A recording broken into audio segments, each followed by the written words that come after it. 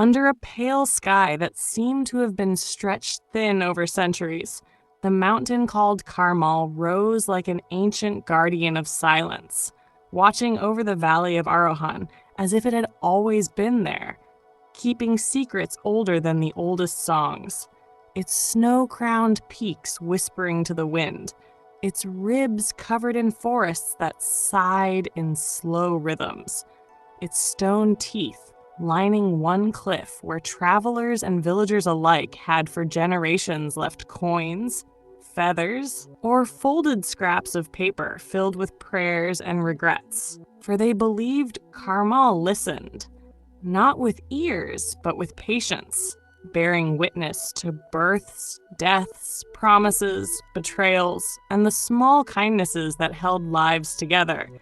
It was said the mountain remembered everything, and so its silence was never emptiness, but the weight of stories waiting to be retold. Asha was born at the mountain's foot, in a reed-thatched home where her mother Mira braided dawn into her hair and whispered lullabies that were more like incantations. And from her first breath, Asha seemed tethered to Karmal, pressing her palm against its stones as a child as if to catch the heartbeat of something vaster than herself. Collecting blue pebbles from its streams, feathers from larks nesting in its branches, and keeping them in her dress as if storing tokens for a promise she didn't yet understand. She grew into a woman whose hands danced on the loom, weaving cloths that glowed with patient beauty, her hums aligned with the rhythm of rain and sunlight, while caravans passed through Arohan, filling the air with scents of faraway oceans and cities of stone. But Asha's heart never wandered far. Her eyes stayed fixed on Karmal, sensing it held the key to something she couldn't name. On her 21st winter, a stranger arrived, a scribe named Eron, tall, quiet, with eyes like the line of night before dawn, who lived in a tent scented with ink and carried papers not filled with maps of land, but constellations of stories. He came to record legends, yet he spoke of the world as a tapestry, of cities where towers rose like iron forests, of seas that swallowed islands. But when he spoke of mountains, his voice trembled with reverence, saying they were more than stone. They were keepers of choices, weights layered like strata. And Asha, hearing this, felt a seed take root inside her.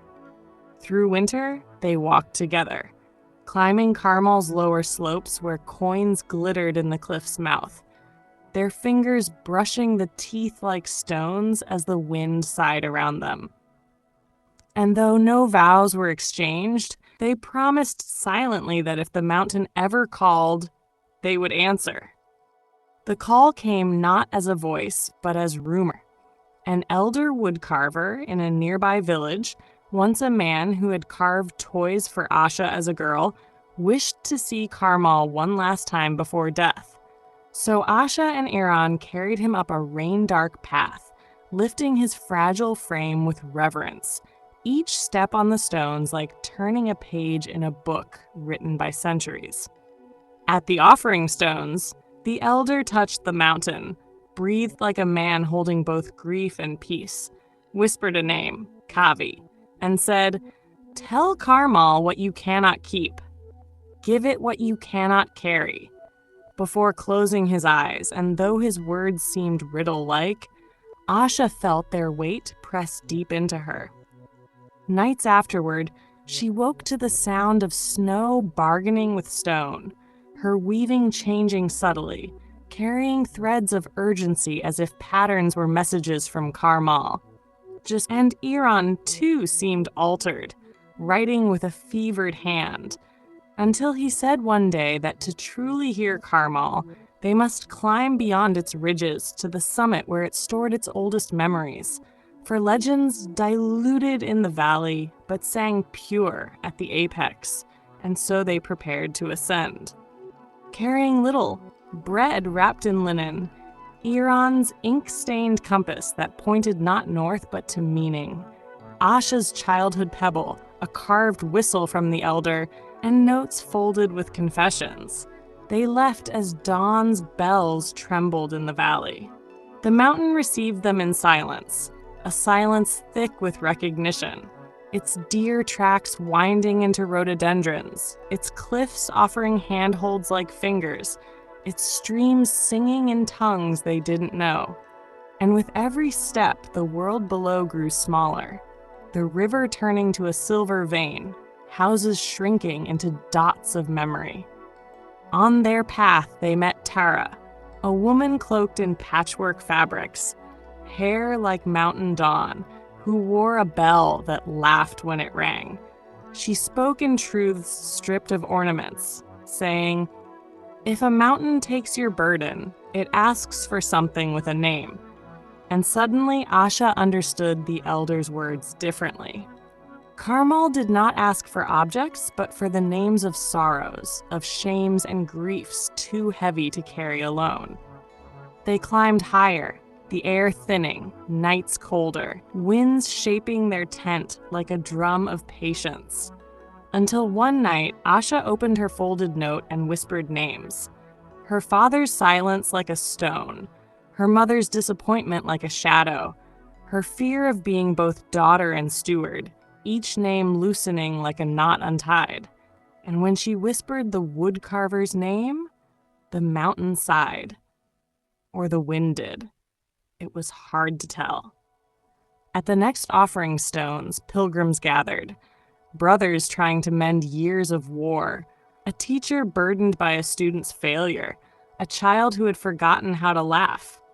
Each left tokens, scarves, carved animals, keys, like chapters of surrender, and Asha added her pebble and whistle, whispering her burdens, while Eron laid his compass to admit he did not need to pretend he knew direction.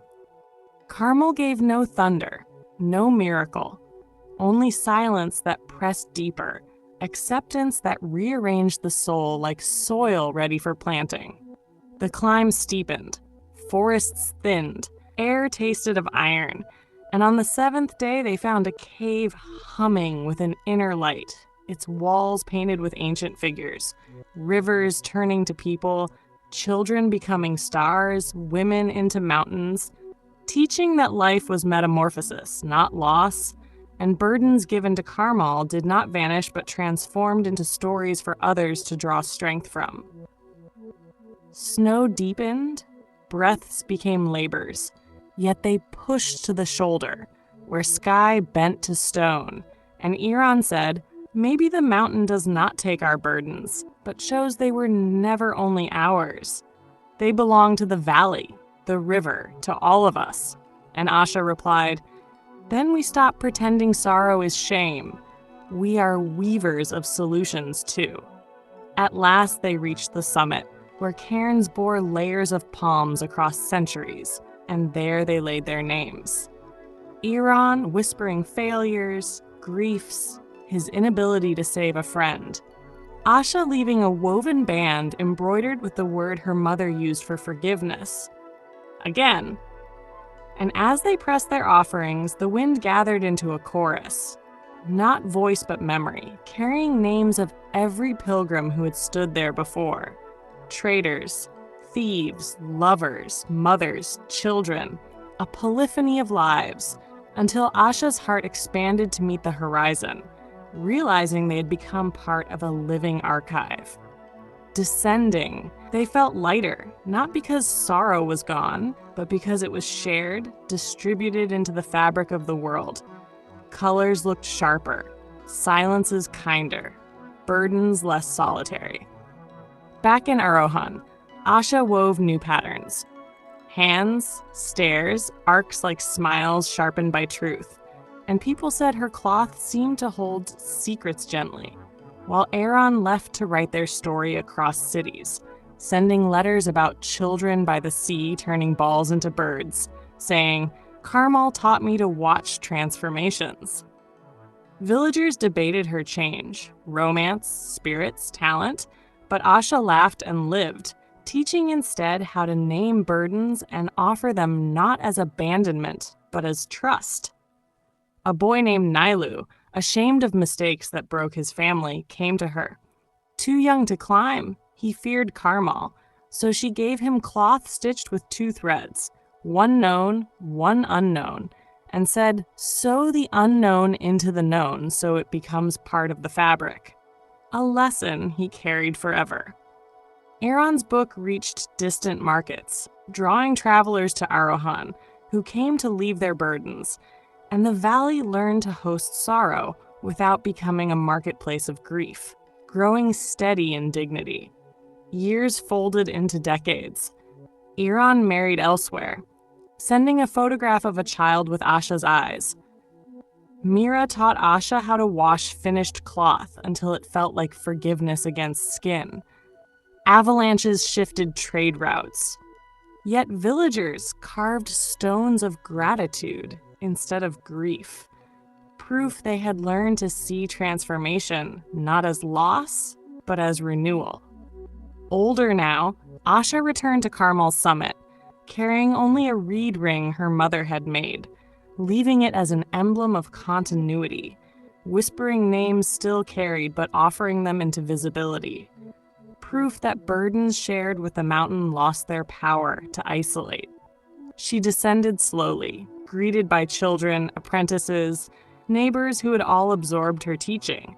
In time, when age stilled her body, she sat by the river, telling stories that always began, "The mountain listens," and ended, "So name it, and then offer it," until one day her breath folded into silence.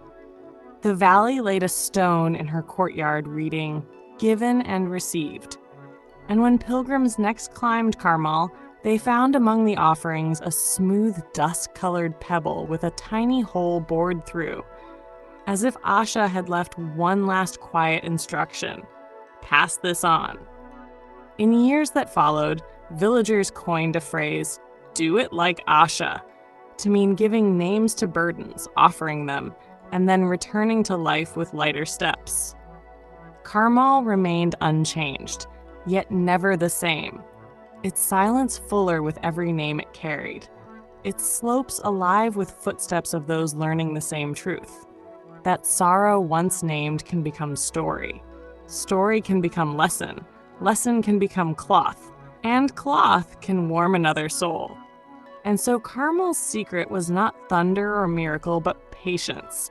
The knowledge that when humans offer what they cannot carry, they do not lose themselves. They become part of a larger weaving, one thread in the fabric of a mountain that has listened since time began.